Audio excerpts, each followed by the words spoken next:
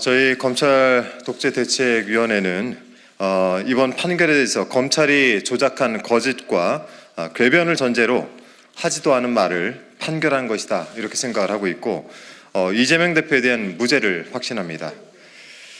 준비된 기자회견 진행하겠습니다. 서울중앙지법 형사합의 34부 한성진 부장판사, 주심 이학인 판사, 배석의 박명 판사. 34부는 15일 이재명 대표의 공직선거법 사건에 대해 징역 1년에 집행유예 2년을 선고했습니다. 윤석열 정치검찰은 사건 조작과 억지 기소를 통해서 이재명 대표에 대한 사법살인을 시도했고, 재판부는 재판 과정에 밝혀진 진실은 외면한 채 검찰이 왜곡 날조한 기소 내용에 의존한 정치 판결을 했습니다. 도저히 납득할 수가 없습니다. 첫째, 이재명 대표가 국민의힘 의원의 사진 조작에 관해 설명을 했을 뿐인데 검찰의 궤변을 전제로 잘못된 판결을 했다라는 말씀을 좀 드리겠습니다. 재판부는 이재명 대표가 해외 출장 기간 중 김문기와 골프를 치지 않았다는 것이 허위 사실이라고 판단을 했습니다. 그런데 이재명 대표는 김문기와 골프를 쳤다 안 쳤다 이 이야기를 한 적이 없습니다. 이재명 대표는 채널 A방송 이재명의 프로포즈 청년과의 대화에 출연해서 국민의힘 박수영 의원이 올린 사진이 조작된 것이라는 사실을 확인해 준 것뿐입니다. 2021년 12월 국민의힘 박수영 의원은 이재명 대표를 포함해 10명이 찍힌 단체 사진에서 4명 부분만 도려내 마치 4명이 골프를 친 것처럼 조작한 사진을 본인의 SNS 계정에 올려 여론몰이를 했습니다. 이에 이재명 대표는 이를 설명한 것인데, 재판부는 검찰의 왜곡된 주장을 그대로 인정하면서 이재명 대표가 해외 출장 기간 중에 김문기와 골프를 치지 않았다는 것이라고 판단을 하였습니다.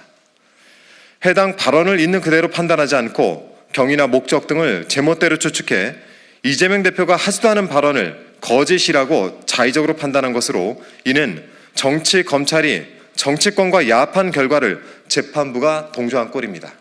둘째, 백현동 관련해서 이재명 대표가 실제로 하지도 않은 말을 왜곡해 기소한 검찰의 주장을 그대로 인정하여 유죄로 판단하였습니다. 심각한 오판입니다. 이재명 대표가 경기도지사 시절인 2021년 10월 국회 국정감사장에 증인으로 출석하여 했던 발언을 허위 사실이라고 판단했는데, 이 역시 검찰이 이재명 대표 발언을 악의적으로 편집하고 왜곡한 것을 그대로 인정한 것입니다. 즉, 이재명 대표가 실제 하지도 않은 말을 만들어서 유죄로 판단해버린 셈입니다. 재판부는 의무조항에 근거한 국토부의 요구에 따라 어쩔 수 없이 한 것이 아니라 스스로 검토하여 변경한 것이고, 의무조항을 근거하여 용도 변경을 해주지 않을 경우 직무유기를 문제 삼겠다고 협박당하였다고 볼 수 없다고 판단했습니다. 그런데 자세히 살펴보면 이명박 박근혜 정부 당시 공공기관이 지방이전과 공공기관이 떠난 부지 용도 변경 매각은 국가 시책이었습니다. 성남시에는 이전 대상 공공기관이 5개나 있었는데 성남시장으로 재직했던 이재명 대표는 이와 관련한 상황을 국정감사장에서 국회의원들의 질문에 일문일답하며 즉흥적으로 설명합니다. 이재명 대표가 식품연구원 등 5개 공공기관 부지에 대하여 혁신도시법상 의무조항과 이에 근거해 직무유기 등을 문제 삼겠다는 국토부의 협박이 있었는데, 성남시는 조금만 반영해주겠다는 방침으로 기자회견까지 했고, 그 결과 5개 공공기관 부지의 매각이 몇 년간 안 되고 있었다는 취지로 발언하면서 정작 백현동은 마지막에 언급합니다. 나머지 백현 이 부분은 아파트 분양하겠다고 해서 저희가 해주지 않고 버티다가 국토부가 식품연구원에만 별도로 협조 요구 공문을 보냈는데 그것은 법률에 의한 요구여서 어쩔 수 없이 용도 변경해줬다고 말합니다. 그런데 이번 판결은 검찰이 중간 발언을 쏙 빼먹고 짜깁기해 기소한 것을 그대로 인용하여 판단했습니다. 이재명 대표가 말한 내용 전체를 대상으로 판단해야 함에도 앞부분에 언급한 의무조항, 맨 마지막에 용도 변경해줬다만 엮어서 의미가 완전히 달라진 발언이 허위라고 우긴 셈입니다. 당시 국정감사 발언 전체를 제대로 읽어보면 쉽게 파악할 수 있는 부분입니다. 해당 회의록을 검찰 독재대책위원회 유튜브 채널에 올려놓았으니 직접 눈으로 확인해 보시기 바랍니다. 그리고 당시 2013년 3월 22일 SBS 방송을 보더라도 당시 지방으로 본사를 옮기는 공기업이 가장 밀집해 있는 곳이 바로 성남 지역인데, 성남시는 공기업이 이전하는 자리에 대기업 본사나 연구개발센터를 유치한다는 계획이었다. 하지만 당시 박근혜 정부는 성남시의 이런 입장을 크게 고려하지 않는다고 보도한 바 있습니다. 당시 분위기와 함께 되려 브로커가 개입할 것을 우려했던 상황도 엿볼 수 있습니다. 이렇듯 중앙부처와 성남시 사이에는 공공기관 이전을 둘러싸고 갈등이 심했었습니다.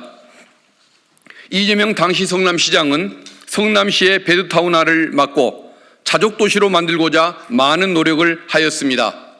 이에 성남시는 공공기관이 이전한 부지도 주거용이 아닌 업무용이나 상업용지로 활용할 계획을 가지고 있었으나 국토부와 식품연구원은 주거용으로 강력히 요구하고 있어 갈등이 발생하였던 것입니다.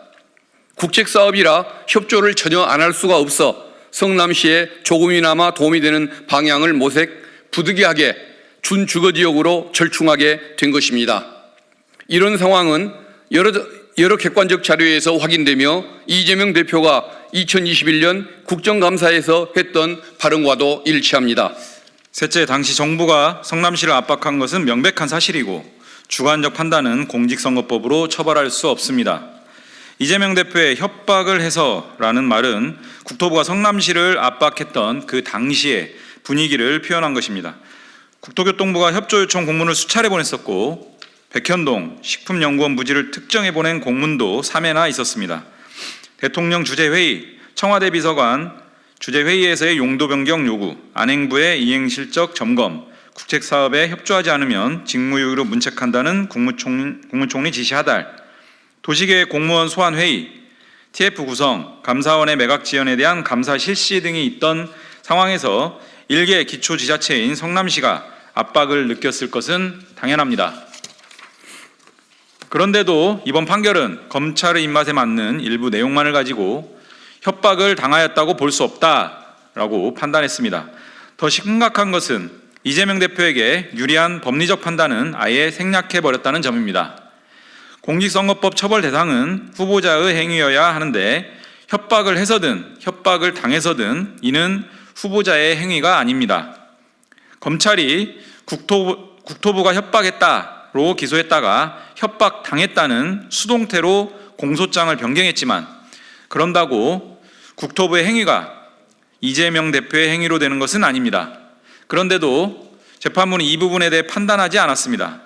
국토부는 후보자가 아닌 제3자라 국토교통부가 협박을 했다는 것은 공직선거법 구성요건에 해당하지 않고 협박을 당했다는 것 역시 후보자의 행위가 아니라 구성요건이 되지 않습니다. 용도 변경의 이유를 따진 것이라면 행위의 동기는 주관적인 판단의 영역이라 후보자의 자질에 관한 공직선거법 영역이 아닙니다.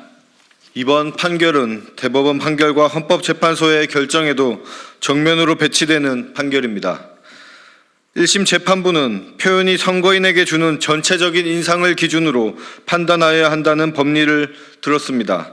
그러나 이 대법원 판례의 취지는 말한 내용 그대로 인정해야지 그 말을 한 주관적 사정이나 목적을 함부로 추측해서 그 의미를 확장해서 가는 것은 금지된다는 것입니다. 이는 1심 재판부가 짜맞춰진 결론을 위해 판례에서조차 필요한 부분만 취사 선택해 해석 왜곡된 판단을 한 것입니다. 또한 헌법재판소는 해당 공직선거법 조항의 행위는 후보자의 자질, 능력과 관련된 것으로 한정된다는 결정을 한 바 있는데 이번 판결에서 이재명 대표를 유죄로 판단한 부분은 모두 이에 해당한다고 볼 수밖에 없습니다. 다섯째, 이재명 죽이기 정치 판결입니다. 불의가 법이 되면 저항이 의무가 됩니다. 끝까지 함께 싸웁시다. 재판부는 3년 전 대선 과정에서 했던 말 한두 마디를 비틀고 증언을 취사 선택하여 판결함으로써 윤석열 정권을 견제할 유일한 대안인 제1야당 대표의 정치 생명에 심대한 타격을 주었습니다. 이번 판결은 정치검찰이 조작한 기소 내용을 근거로 삼았기 때문에 전제부터 잘못된 판단이고 인식의 영역을 처벌할 수 있음을 보여줌으로써 표현의 자유를 심각하게 위축시킬 판단입니다. 이는 윤석열, 김건희 국정농단으로 인한 정권의 위기 상황을 오직 이재명이라는 정적 제거와 제1야당인 민주당 탄압을 모면해 보려는 치졸한 공작에 야합한 정치 판결인 것입니다. 이제 첫 번째 재판의 1심이 끝났을 뿐입니다. 오는 25일 두 번째 재판의 1심 선고가 있고 아직 재판이 시작되지 않은 사건도 있습니다. 남은 재판에서 사법부의 현명한 결정을 기대합니다. 역사는 거대하고 도도하게 흐릅니다. 오늘은 역사의 한 조각일 뿐입니다. 지금은 잠시 거꾸로 가는 것 같아도 역사는 항상 전진했음을 우리는 압니다. 불의가 법이 되면 저항이 의무가 됩니다. 우리는 이재명 대표를 중심으로 흔들림 없이 싸워 나갈 것입니다. 안개가 걷히면 반드시 실상이 드러난다는 사실을 잊지 맙시다.